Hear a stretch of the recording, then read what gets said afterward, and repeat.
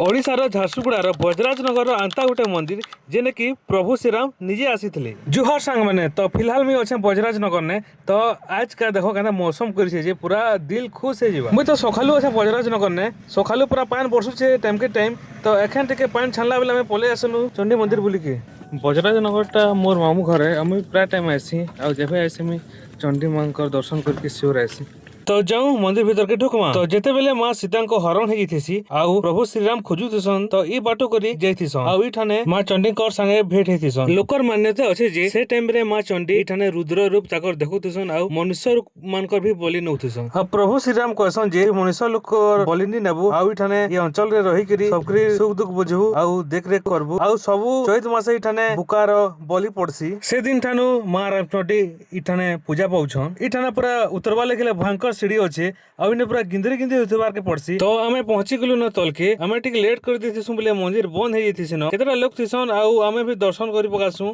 तो वर्षा मास भी स्टार्ट हे गेला न तो इठाने नदी भी एखन पान धीरे धीरे करी असला न तो बाहरु बाहरु मां को दर्शन करि पकासु